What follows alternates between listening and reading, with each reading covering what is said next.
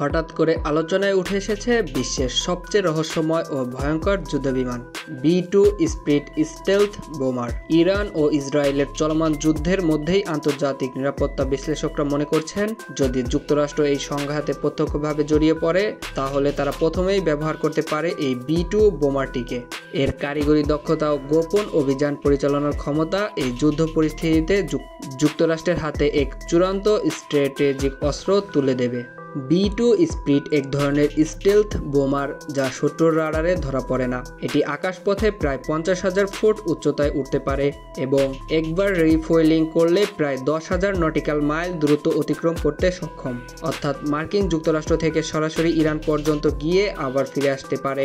একে গোস্ট বোমার বলা হয় কারণ শত্রুপক্ষ বুঝতে পারে না কখন আকাশে এক বিশাল বোমা এসে হাজির হয়েছে।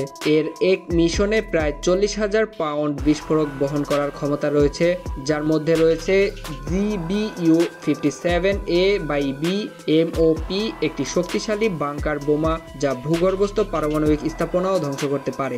এই স্টেলথ বিমান ইরানের শক্তিশালী আকাশ প্রতিরক্ষা যেমন S-300 বা নিজস্ব নির্মিত ব্রেভার 373 বাইপাস করে ভেতরে প্রবেশ করতে সক্ষম।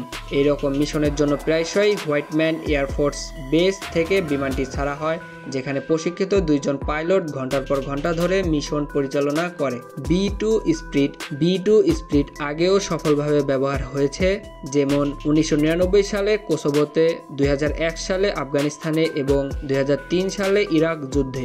এইসব ক্ষেত্রে এটি রাডার ফাঁকি দিয়ে শত্রুর কৌশলগত স্থাপনা একের পর এক ধ্বংস করেছে। ফলে বর্তমান ইরান ইসরায়েল উত্তেজনায় এই বিমানের সম্ভাব্য ব্যবহার নিয়ে কৌশলবিদদের মধ্যে নতুন করে আলোচনা শুরু হয়েছে। কেউ কেউ বলছেন এটি যদি যুদ্ধক্ষেত্রে নামে তবে তা হবে নিঃশব্দে আসা এক চূড়ান্ত ধ্বংসের বার্তা।